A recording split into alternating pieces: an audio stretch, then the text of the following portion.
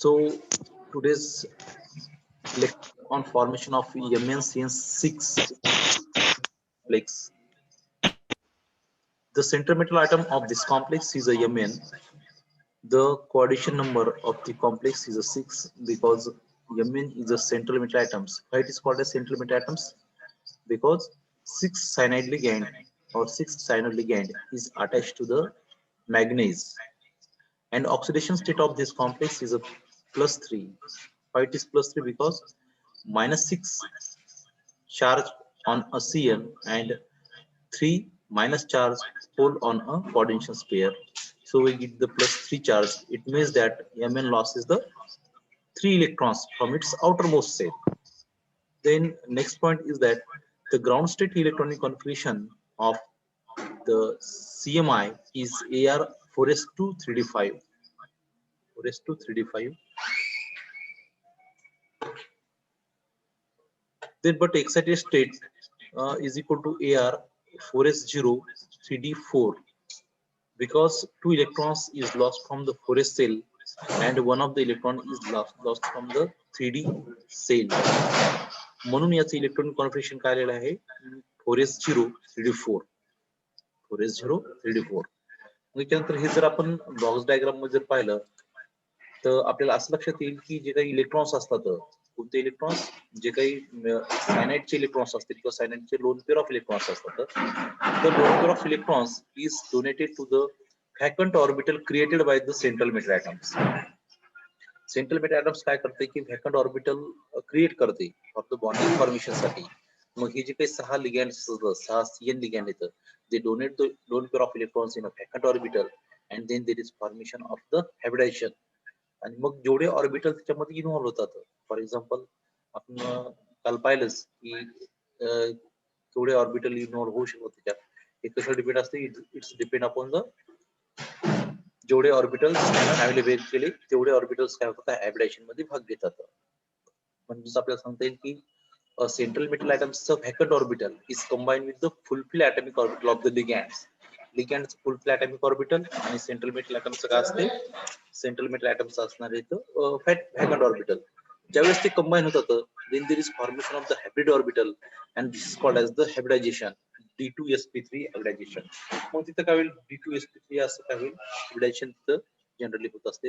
हे मला वाटतं कालच्या लेक्चर मध्ये आपण पाहिलं होतं. आणि जेवढे इलेक्ट्रॉन्स पेअर अनपेड असतात जेवढे अनपेड इलेक्ट्रॉन्स असतात तेवढी त्याची काय असते मॅग्नेटिक मोमेंट असते. मॅग्नेटिक मोमेंट्स आपण कॅल्क्युलेट करतो on the basis of the polling scale. त्याला म्हणतो आपण पॉलिंग स्केलच्या याच्यावर आपण काय करतो बेसिस वर हे करतो आणि त्याचा एक स्पिन ओनली फॉर्म्युला आहे. Spin only formula mu is equal to square root of n plus 2. In this equation mu is called as the magnetic moment and n is called as the number of unpaired electrons. In a square bracket जर काढलं तर आपल्याला the unit of magnetic moment is a Bohr magneton. आपल्याला काय मिळते तिथं एक अशी व्हॅल्यू तिथं मिळून जाते. त्याला आपण म्हणतो मॅग्नेटिक मोमेंट्स व्हॅल्यू. हे मला वाटतं काल इथपर्यंत पाहिलं आणि हे पण पाहिलं आपण की स्ट्रक्चर ऑफ MnCN4. मग हे जे काही MnCN4 आहेत तर MnCN6 आहेत तर हे मॉलिक्यूल कसे असतात they are octahedrally arranged. They are octahedrally arrange around the CMI. मग आपला मॅग्नेट जर असेल ते काय होते ऑक्टॅहेड्रली अरेंज किंवा हे काय होतं CMI ला ऑक्टॅहेड्रली अरेंज अशा प्रकारे काय करतात तिथं इथं CN मी काल तुम्हाला सांगितलं ना CN इथे एक CN असेल चार्ज असतात त्याच्यातले ते द 4 किंवा चार्ज असतील ते कसे असतात it is on the plane. हे ऑन द प्लेन असतात आणि त्याच्यानंतर काय असतं की जे काही one ligand is present above the plane and one ligand is present below the plane. This structure is called as the octahedral geometry of the MnCN6 trinegative complexes. In this way आपण कोणतेही molecules या याच्यामध्ये आपण explain करू शकतो किंवा या format मध्ये आपण इथं जनरली एक्सप्लेन करू शकतो. याच्यात कुठंच काय येणार नाही. आता this complexes is only having the 6 coordination number. हे 6 कोऑर्डिनेशन नंबर आहेत त्याचे. त्याच्यानंतर आपल्याला पाहायचे की हे जरी 6चे आपण पाहतो की tetrahedral or the square planar complexes how it is form. जे टेट्राहेड्रल कॉम्प्लेक्सेस असतात किंवा स्क्वेअर प्लेनर कॉम्प्लेक्सेस असतात ते कसे फॉर्मेशन होतात ते काय करायचं आपल्याला आजच्या लेक्चर मध्ये इथं पाहायचं आहे किंवा आपल्याला इथं पाहते.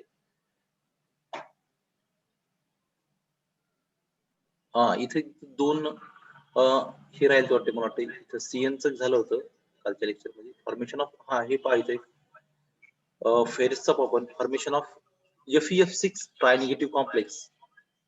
त्याच्यामध्ये सेम फॉर्मॅट आपल्याला यूज करायचा आहे. The central metal atom of this complex is a ferrous. The coordination number of the complex is a 6. The 6 fluoroligands attached to CMI. The atomic number of the complex is a 26. The ground state electron configuration of the Fe is equal to Ar 3d6 4s2 because the valence electron of the ferrous is a 8, and first out of this 8 the 2 electrons is enter in a 4s orbital and remaining electrons is enter in a 3d orbitals, and this is together it is called as the outermost shell. Outermost shell generally in excited state the electronic configuration of the Fe tripositive is equal to Ar 3d5 4s0 because 2 electron is lost from its outermost shell, that is from the 4s orbital. कारण की आपण जर पाहिलं की 3d5 4s0 आलेलं आहे त्याचं electronic configuration in excited state. हे कशामुळे आला असेल तर त्याचे आउटरमोस्ट सेल मध्ये इलेक्ट्रॉन्स पहिल्यांदा दाखवतात लॉस होत असतात, नंतर इनर मोस्ट सेल लॉस होत असतात. त्याच्यामुळे 4s ऑर्बिटल मध्ये 2 इलेक्ट्रॉन्स गेले आणि d ऑर्बिटल मध्ये 1 इलेक्ट्रॉन गेला, म्हणून Fe पॉझिटिव्ह मध्ये फक्त 3d5 इलेक्ट्रॉन्स तिथे राहिले. आपण this electronic configuration see in a box diagram. आपण हे जर बॉक्स डायग्राम मध्ये जर पाहिलं आपण तर बॉक्स डायग्राम मध्ये पाहिल्याच्या नंतर काय होईल बघा. बॉक्स डायग्राम मध्ये फर्स्टली Fe ट्रायपॉझिटिव्ह आयन्स आपण डायरेक्ट घेतलेला आहे, म्हणजे electronic configuration of the excited state घेतलेले. Electronic configuration of the excited state घेतले आपण हियर. हे बघा electronic configuration of excited state घेतलेले. Already we have lost the 2 electrons from 2s orbital. हे जे काय 2s ऑर्बिटल आहे त्यातले इलेक्ट्रॉन्स काय केले आपण लॉस केलेले आहेत. इथं when 6 fluorine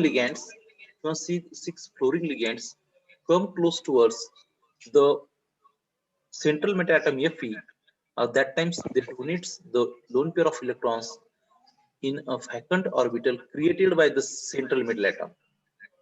Central metal atom orbital create केले तर त्याच्यामध्ये फ्लोरीन लिगॅंड्स काय करतात, तर फ्लोरीन लिगॅंड्स इलेक्ट्रॉन्स काय करतात डोनेट करतात. Here one thing keep in the mind, that is when cyanide ligand or the example of the cyanide is taken, that times cyanide force up the electron to pair up. cyanide ज्यावेळेस आपण घेतला होता for example FeCN6 जर इथं असता तर तो cyanide ligand काय करते की हे जे 5 इलेक्ट्रॉन अनपेड आहेत तर याला काय करतो फोर्स टू पेअर अप करतो आणि याची इलेक्ट्रॉनची काय करतो पेअरिंग करतो. इथं काय करतो इलेक्ट्रॉनची पेअरिंग करतो. But when 6 fluorine ligands close towards the ferrous atom for the bonding formation, that times electron does not pair up. इथे इलेक्ट्रॉनची काय पेअरिंग होत नाही. आता fight is not pair up.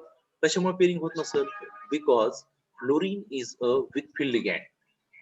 Fluorine काय आहे हा वीक फील्ड लिगॅंड आहे, आणि वीक फील्ड लिगॅंड असल्यामुळे त्याच्यामध्ये एवढी capacity it does not have the capacity to pair up the electrons.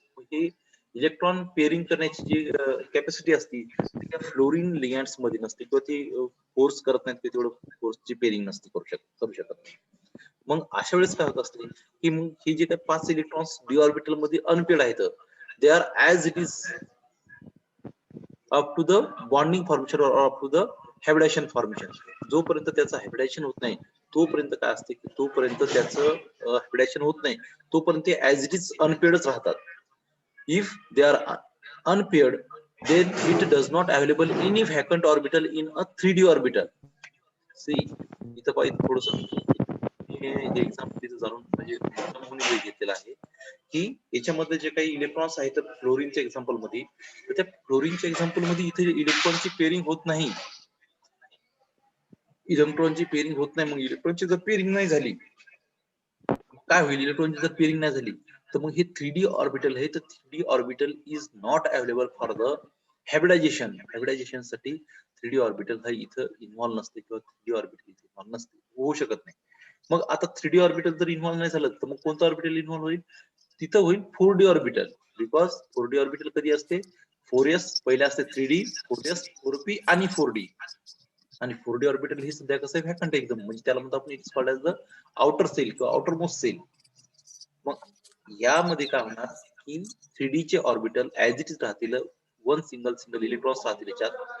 त्याच्यानंतर 4s ऑर्बिटल व्हॅकंट झालेले. मग ज्यावेळेस फ्लोरीन लिगॅंड येतील, ते फ्लोरीन लिगॅंड काय करतील, ते donate the lone pair of electron in a first of all in a 4s cell or 4s orbital.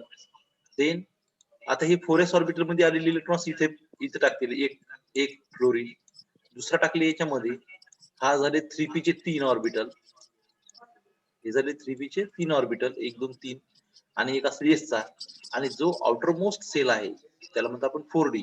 तर 4d चे काय करतील, डबल 2 यूज करतील, दिस इज 4d. मग हे 4d चे मिळून फेन, मग आपण सांगितलं हायब्रिडायझेशन कसं तयार होते, फेन 1s orbital 3p atomic orbital and 4d 2, म्हणजे 4d चे किती atomic ऑर्बिटल, 2. अशी ज्यावेळेस काय होतील, किंवा अशी ज्यावेळेस काय होतील तिथं इन्व्हॉल्व होतील, they forms the hybridization, and this hybridization is called as the sp3d2. sp3d2 याच्या अगोदरचे जेवढे एक्झाम्पल पाहिले आपण, त्याच्या अगोदर ते d2sp3 होते. सी काय फरक आहे ते लक्षात घ्या. याच्या अगोदरचे जे एक्झाम्पल होते ते कसे होते, d2sp3 चे एक्झाम्पल होते. हे एक्झाम्पल आहे sp3d2. मग या एक्झाम्पल मध्ये काय झालं, outer D orbital is involve, hence this complex is called as the outer orbital complex. म्हणून या कॉम्प्लेक्सचं काम आपण आउटर ऑर्बिटल कॉम्प्लेक्सेस म्हणत असतो. But if the 3D orbital is involve in the hybridisation, for example हे 5 ची जर पेरिंग झाली असती, इथे जर सायनाइड मॉलिक्युल असतात, cyanide is a strong field ligand. Cyanide कसं आहे, स्ट्रॉंग फील्ड लिगॅंड आहे, तो काय करतो, इलेक्ट्रॉनची पेरिंग करतो. मग इथं जर सायनाइड लिगॅंड असेल, त्याने 5 ची इलेक्ट्रॉनची पेरिंग केली असती, 2 ऑर्बिटल मध्ये पेरिंग झाली असती, 2 ऑर्बिटल मध्ये, आणि 1 ऑर्बिटल मध्ये सिंगल इलेक्ट्रॉन्स असतात, आणि 3D चे 2 ऑर्बिटल व्हॅकंट झाले असते. That times the geometry or hybridization of the complex is a d2sp3, but now it is a sp3d2 only due to the change in the ligands.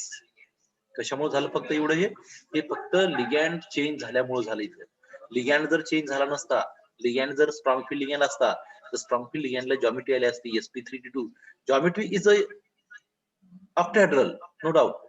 Geometry दोन्हीकडे पण सारखीच राहते, फक्त याची हायब्रिडायझेशन काय होते, चेंज होत असते. की याचं हायब्रिडायझेशन एकीकडे d2sp3 येते, when the hybridization of the complex is a d2sp3, then it is called as the inner orbital complexes. When the hybridization is sp3d2, then it is called as the outer orbital complexes. असं काय होतं इथं, outer orbital complexes काय होतं तिथं तयार होतात generally, या hybridisation of sp3d2 outer orbital complexes. In this way the FeF6 tri-negative complex is formed on the basis of the valence bond theory.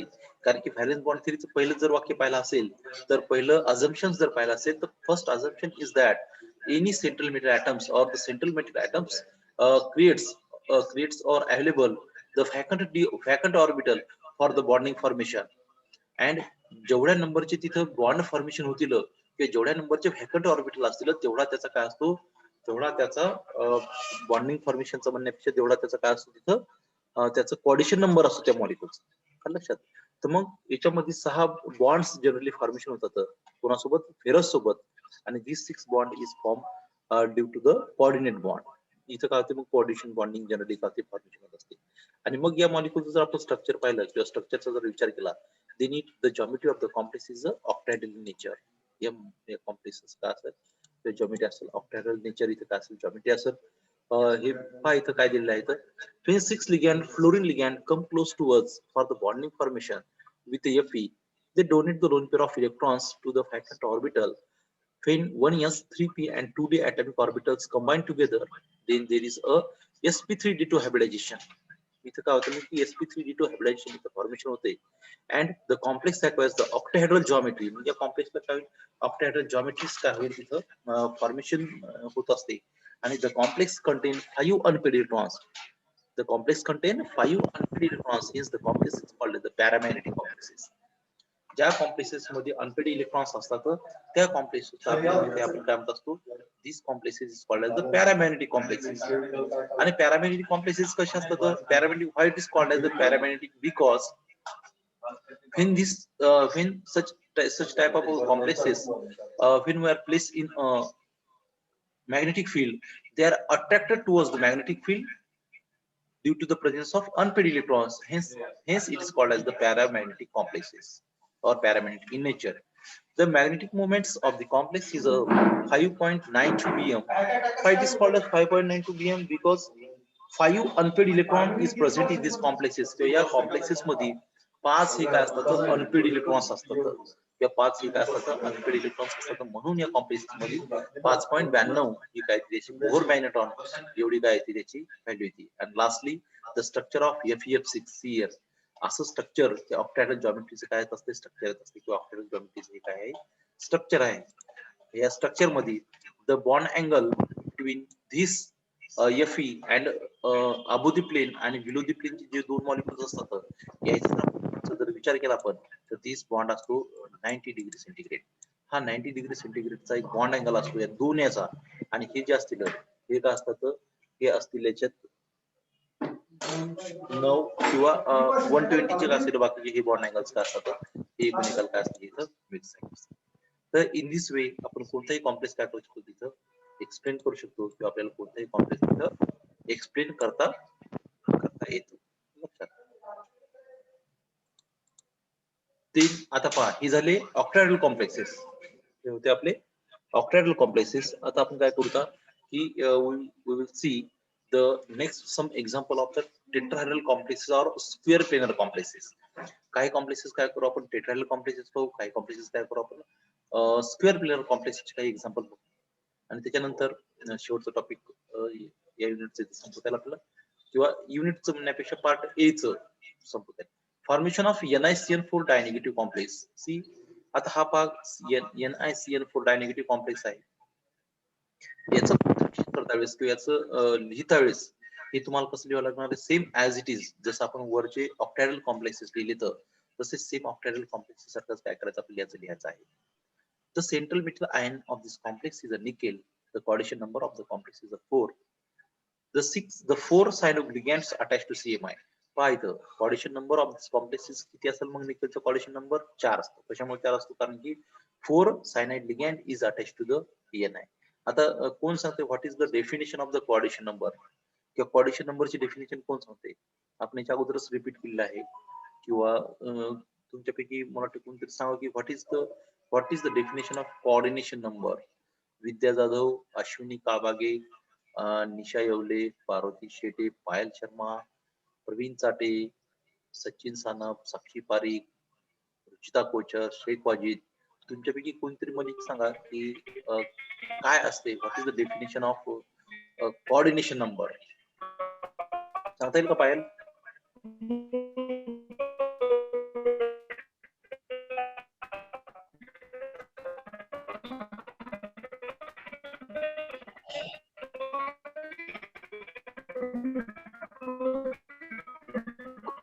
पायल तुझा आवाज येत नाही क्लिअरली.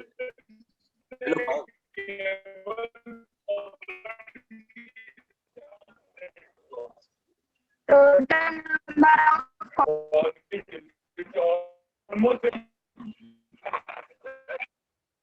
हा पायल आता सांग.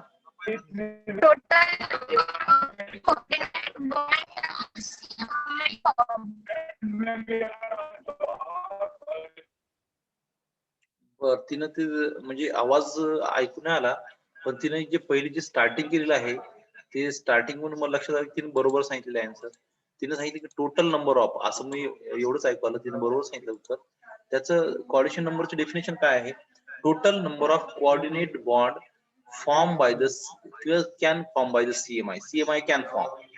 जेवढे total number of CMI central metal atoms coordinate bond formation करतो तेवढ्याला म्हणतो आपण it is called as its coordination number. Right. मग आता हे झालं कोऑर्डिनेशन नंबर. म्हणून या कॉम्प्लेक्सचा कोऑर्डिनेशन नंबर किती 4 आहे. सी इथे एक गोष्ट आपल्याला लक्षात ठेवावं लागेल की ज्यावेळेस कोऑर्डिनेशन नंबर हा 4 असतो. सी ज्यावेळेस हा कोऑर्डिनेशन नंबर किती असतो 4 असतो त्यावेळेस आपल्याला दोन पॉसिबिलिटी असतात हायब्रिडायझेशनच्या. एक असतो DsP2 आणि दुसरी कोणती असते जॉमेट्री येऊ शकते sp3. सी काय सांगतो लक्षात घ्या. ज्यावेळेस आपण 4 कोऑर्डिनेशन नंबर कॉम्प्लेक्स असतो त्यावेळेस इट इज पॉसिबल और it's having the 2 possible hybridisation. First is the DsP2 and the second is the sp3. एक तर जॉमेट्री sp3 येईल नाहीतर DsP2 येत असते. आता मी तुम्हाला शॉर्ट मध्ये ट्रिक सांगते याची की DSP2 कधी येत असते आणि DSP2 जर आली तर DSP2 जर आली तर त्याचं जॉमेट्री जी असते ती जॉमेट्री असते त्याची स्क्वेअर प्लेनर जॉमेट्री असते. जर हायब्रिडायझेशन SP3 आलं तर त्याची जॉमेट्री कोणती येत असते टेट्राहेड्रल जॉमेट्री त्या मॉलिक्युलची येत असते. ही जे डिफरन्सेस येतात किंवा ही जे डिफरन्सेस येतात एक म्हणजे कोऑर्डिनेशन नंबर दोघांचा सेम असतो पण एक काय करतो एक स्क्वेअर प्लेनर जॉमेट्री दाखवतो दुसरा दाखवतो टेट्राहेड्रल जॉमेट्री दाखवतो. याचं कारण काय आहे याचं कारण असतो लिगॅंडवर डिपेंड असतो. It is depend upon the ligand. मग लिगॅंड कोणता आहे जर फॉर एक्झाम्पल लिगॅंड्स जर सायनाइड आला असेल CO आला असेल CO असे जर लिगॅंड आले CN CO अशी जर लिगॅंड आले then it acquires the hybridisation DSP2 कारण की काय असतं ते त्याला म्हणतात आपण स्ट्रॉंग लिगॅंड असतात. पण जर फ्लोरीन ब्रोमीन आले असतील OH आला असेल NH3 आला असेल अमोनिया आला असेल अशी जर लिगॅंड आली तर देन त्यावेळेस काय होत असते की याची जॉमेट्री काय होते की हायब्रिडायझेशन ही SP3 येत असते कारण की त्याला म्हणतो आपण called as the weak field ligand. ते काय करतात इलेक्ट्रॉनची पेअरिंग करत नाहीत आणि इलेक्ट्रॉनची पेअरिंग वगैरे जर नाही केली मग काय होते तिथं अवेलेबल व्हॅकंट डी ऑर्बिटल तिथं मिळत नाही. मग आता हा लिगॅंड कोणता आहे cyanide ligand is a strong field ligand. मग स्ट्रॉंग फील्ड लिगॅंड मुळे असल्यामुळे काय होईल हा जनरली आपल्याला आता मी जे सांगितलं तुम्हाला हे आता खरंच येते का नाही हे काय करू आपण पाहू. ठीक आहे मी सांगतो याच्या नावावरून सांगतो CN लिगॅंडला याचा अर्थ याची जी काही हायब्रिडेशन असेल याचं हायब्रिडेशन DSP2 या पाहिजे कारण की स्ट्रॉंग फील्ड लिगॅंड काय करतात इलेक्ट्रॉनची पेअरिंग करतात म्हणून एक d ऑर्बिटल काय होईल तर व्हॅकंट होईल. We will see what happen. The atomic number of the nickel is 28. The ground state electronic configuration of nickel is Er 3d8 4s2. Then the excited state electronic configuration of the sorry इथं चुकून Fe3 झालेलं आहे इथं आहे Ni डायपॉझिटिव्ह आहे 3d8 4s0 3d8 4s0. आता 3d8 4s0 जर झाला असेल पाहता हे म्हणजे एवढंच कन्सिडर करू नका तुम्ही फक्त इथं लक्षात ठेवा इथं आपला आहे Ni म्हणजे निकेल आणि त्याच्यावर चार्ज जो आहे तो आहे dipositive because it loses the 2 electron from its outer most shell आणि याचं ग्राउंड स्टेट जर पाहिलं असेल त्या ग्राउंड स्टेट मध्ये 4s2 असे इलेक्ट्रॉन्स होते. आता याच्यामध्ये 2 इलेक्ट्रॉन्स काय झाले लॉस झाले आणि तिथं काय झालं इथं 4s0 आले. त्याची काय करू आपण बॉक्स डायग्राम पाहूयाची बॉक्स डायग्राम मध्ये इथं काय येऊ शकते किंवा काय तिथं आणि बॉक्स डायग्रामच्या नंतर मग आपण CN box diagram of Ni डायपॉझिटिव्ह पहिले 3d8 4s. आता हे डायरेक्ट आपण एक्साइटेड स्टेटचं घेतलं एक्साइटेड स्टेटचं काय केलं इलेक्ट्रॉन कॉन्फिगरेशन घेतलेलं आहे इथं 3d8 4s2 3d8 मग 2 4 6 7 आणि 8 असे इलेक्ट्रॉन्स आहेत. But fan change in electronic configuration of Ni change in electronic configuration of Ni ions when CN ligand approaches. काय सांगितलं तुम्हाला की याचं इलेक्ट्रॉनिक कॉन्फिगरेशन हे काय होते चेंज होते कधी चेंज होते Wien the CN strong field ligand जो असतो किंवा स्ट्रॉंग फील्ड लिगॅंड ज्यावेळेस काय होतो तो बॉन्डिंग फॉर्मेशन सोबत काय बॉन्डिंग फॉर्मेशन साठी हा निकेल सोबत येत असतो त्यावेळेस त्याचं इलेक्ट्रॉनिक कॉन्फिगरेशन चेंज झालं. वरचं जर तुम्ही पाहिलं असेल ग्राउंड स्टेट मध्ये तर 2 सिंगल अनपेड इलेक्ट्रॉन्स आहे this is unpaired electron this is also unpaired electron but now in a excited state all the electrons get paired electrons काय झाले पूर्ण पेअर्ड झाले आणि one of the orbital is vacant एक orbital काय इकडे vacant राहिलं फॉर द बॉन्डिंग फॉर्मेशन आणि एक इलेक्ट्रॉन एक सेंट्रल मेटल ॲटमनं काय केलं एक व्हॅकंट ऑर्बिटल क्रिएट केलं कशासाठी बॉन्डिंग फॉर्मेशन साठी. आणि मग आता 4 CN आयटम्स येतात किंवा 4 CN लिगॅंड येतात हे 4 CN ligand here in a next 1 2 3 4 हे जे काही 4 लिगॅंड येतं ते 4 लिगॅंड काय करतात हे 4 लिगॅंड एक इलेक्ट्रॉन्स काय करतात इथं एक इलेक्ट्रॉन पेअर ही डोनेट करतात याच्यामध्ये गेली एक डी ऑर्बिटल मध्ये दिली एक CN मध्ये दिली लोन पेअर ऑफ इलेक्ट्रॉन एका CN न परत P मध्ये 2 दिल्या जातात P ऑर्बिटल 2 फेन. मग याच्या वेळेस आता पहा डी चे किती ऑर्बिटल हायब्रिडेशन मध्ये CN सोबत हायब्रिडेशन मध्ये इन्व्हॉल्व झाले एक म्हणजे डी झाला एक पाहता 1s मग मी लिहिला DS आणि P चे किती ऑर्बिटल इन्व्हॉल्व झाले तर 2 DSP चे झाले तर 2 मग हायब्रिडेशन काय आलं आपलं DSP2. If instead of the cyanide ligand were taken the Cl ligand. आता इथं जर आपण सायनाइडच्या जागी जर NaCl4 असं जर कॉम्प्लेक्स पाहिला असता कदाचित तर तिथं असं झालं नसतं तर त्याचं हायब्रिडेशन sp3 आलं असतं कारण की जे S आपल्याला व्हॅकंट ऑर्बिटल रिकामा दिसतो इथला हे व्हॅकंट ऑर्बिटल इथलं रिकामा दिसतो तर कदाचित हा ऑर्बिटल तिथे यूज झाला असता कशामुळे कारण की इथे इलेक्ट्रॉनची पेअरिंग हा क्लोज किंवा इलेक्ट्रॉनची पेअरिंग इलेक्ट्रॉनची पेरिंग इथं झाली नसती किंवा इलेक्ट्रॉनची पेरिंग काय झाली असती, इथं इलेक्ट्रॉनची पेरिंग झाली नसती. लक्षात. म्हणून हा कॉम्प्लेक्स काय होतो, D2sp2 DsP2 हे हायब्रिडेशन दाखवतो आणि DsP2 हायब्रिडेशन जर दाखवलं then it acquires the geometry, त्याला काय म्हणतो आपण, त्या जॉमेट्री म्हणतो आपण स्क्वेअर प्लेनर जॉमेट्री. लक्षात. मग हा मॉलिक्यूल काय करतो, स्क्वेअर प्लेनर तिथं अरेंजमेंट होईल आणि मग तिथं काय होईल, तिथं अरेंजमेंट त्याची त्या पद्धतीने तिथं होऊ शकते. पहा, when four strong field ligand, आपण इथं डायरेक्टली नाव सांगितलेलं आहे. when four strong field ligands CN ligand come close to us for the bonding formation with the nickel, then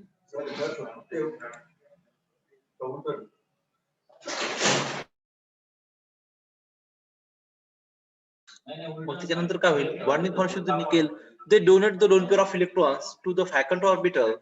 When 1d, 1s and 2p atomic orbitals combine together, then there is dsp2 hybridization is formed. मग त्यावेळेस काय होईल, dsp2 hybridization काय होईल, तिथं formation होत असते generally. मग dsp2 जर हायब्रिडेशन जर फॉर्मेशन झालं किंवा dsp2 जर हायब्रिडेशन जर तिथं फॉर्मेशन झालं, then and the complex acquires the square planar geometry sphere. मग हा जॉमेट्री काय करेल किंवा हा कॉम्प्लेक्स काय करेल, स्क्वेअर प्लेनर जॉमेट्री काय करतो. The complex contain paired electron, hence the complex is called as the diamagnetic in nature. आणि याचं जे नेचर असेल ते हे नेचर असणार, याचं डायमॅग्नेटिक इन नेचर असणार. लक्षात. याचं नेचर कोणतं असणार आहे, डायमॅग्नेटिक इन नेचर असणार किंवा डायमॅग्नेटिक नेचर या मॉलिक्यूलचं जनरली असणार आहे. So in this way we are explain all the molecules या फॉर्मॅट मध्ये आपण हे मॉलिक्यूल्स काय करतो, सगळे सगळे मॉलिक्यूल्स एक्सप्लेन तिथं जनरली करू शकतो.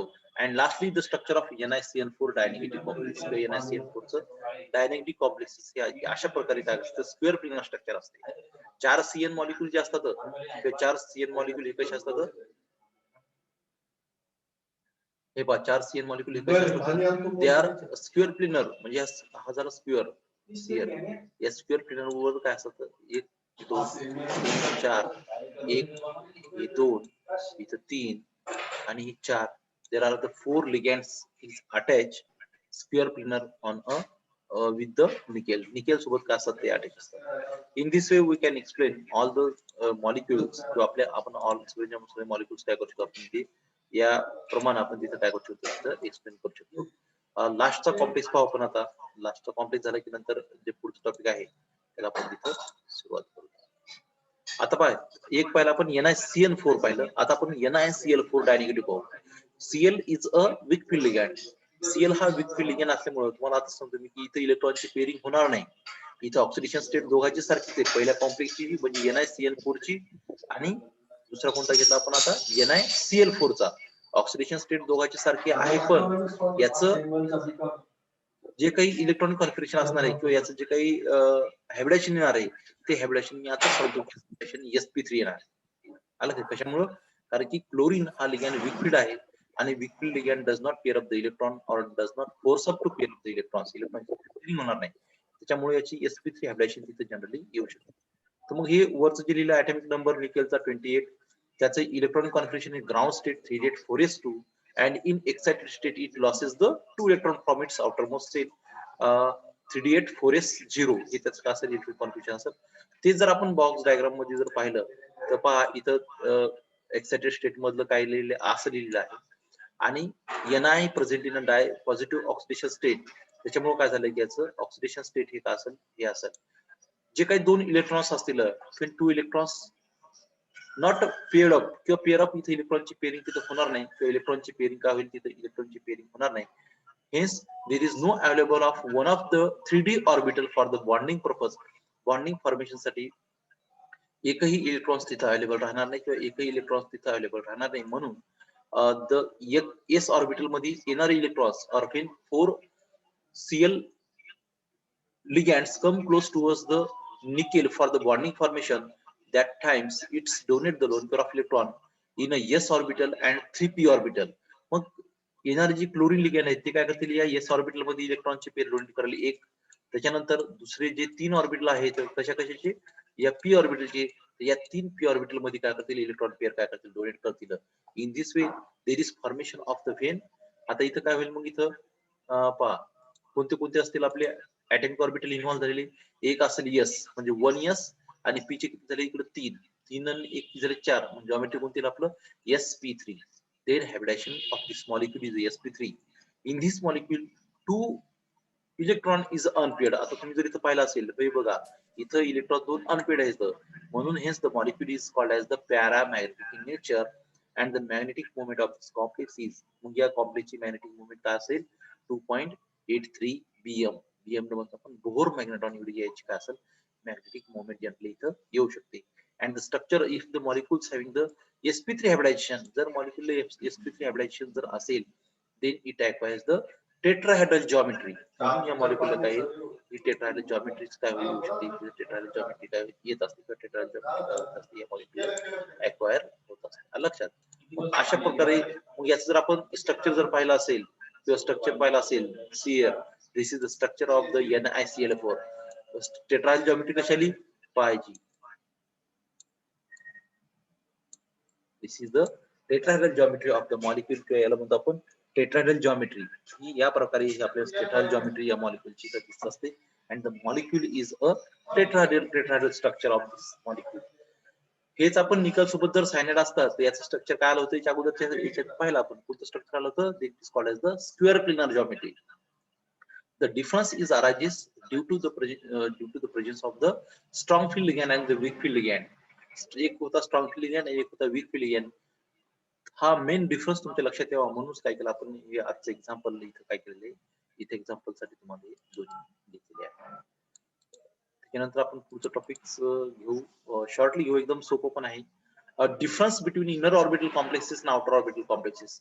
तुम्हाला माहिती की इनर ऑर्बिटल कॉम्प्लेक्सेस कशाला म्हणतो आपण, जर हायब्रिडायझेशन D2sp3 आलं तर त्याला म्हणायचं इनर ऑर्बिटल कॉम्प्लेक्सेस.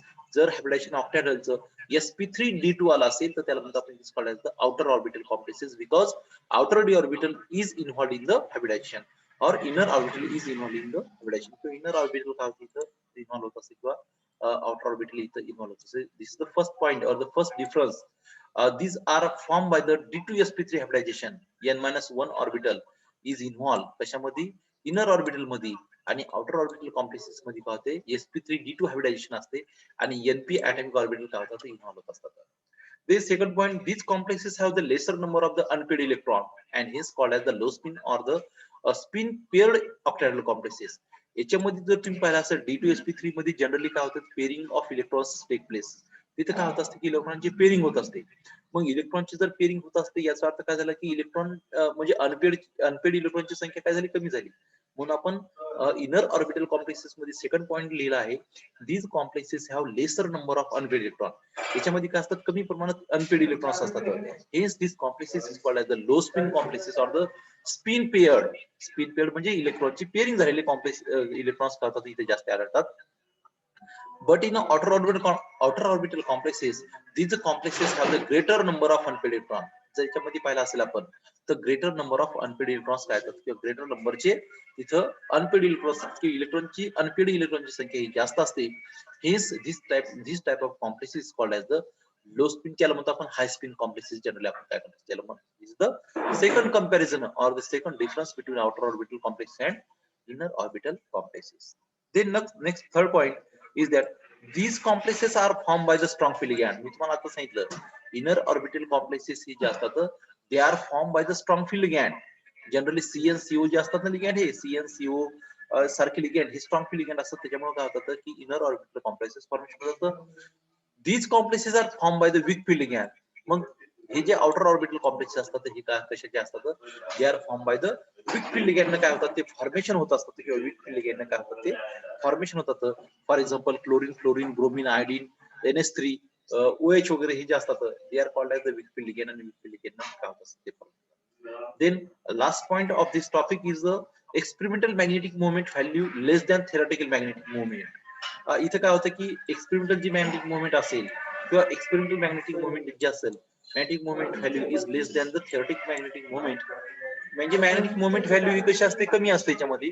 आणि आउटर ऑर्बिटल कॉम्प्लेक्सेस मध्ये काय असते मॅग्नेटिक मोमेंट व्हॅल्यू जी असते पहा इथं ग्रेटर मॅग्नेटिक मोमेंट व्हॅल्यू ही कशी असते ग्रेटर असते किंवा जास्त असते. कशामुळे ग्रेटर असते because there is the unpaired electrons number is high or the greater the number of unpaired electrons Hence the magnetic moment is a greater in a octahedral complexes. Octahedral complexes मध्ये काय असतं, greater number असल्यामुळे काय होतात तिथे generally काय असतं इलेक्ट्रॉनची संख्या जास्त असते. In this way we are conclude here or we are stop here, कारण की इथं आपलं शेवटचं टॉपिक होतं difference between inner orbital complex and outer orbital complexes. त्याच्यानंतर सम ड्रॉबॅक्स येतं व्हॅलेन्स बॉन्ड थेरीचे. तर ते व्हॅलेन्स बॉन्ड थेरीचे ड्रॉबॅक्स काय करू आपण उद्याच्या लेक्चरमध्ये घेऊया. आणि पुढचं टॉपिक जे आहे B topics, it's called as the chelates. So first of all we will deal in the next lecture what is meant by chelates, what is the example of chelates, how the chelates is formed, what is the stability of the chelates. All the parts we will discuss in a next or the tomorrow's lecture. पुढच्या lecture मध्ये काय करू आपण ते पाहू. तर अशा पद्धतीनं आपण हायब्रिडायझेशनचा पार्ट इथं काल कंप्लीट केला आहे. तसेच मी तुम्हाला सर्वांना सांगू इच्छितो की आपल्या महाविद्यालयातील कुमारी सावरी मारुटी हिने एक university level inter collegiate online inter collegiate seminar competition जे आपलं होणार आहे 5 तारखेला, त्याच्यामध्ये तिनं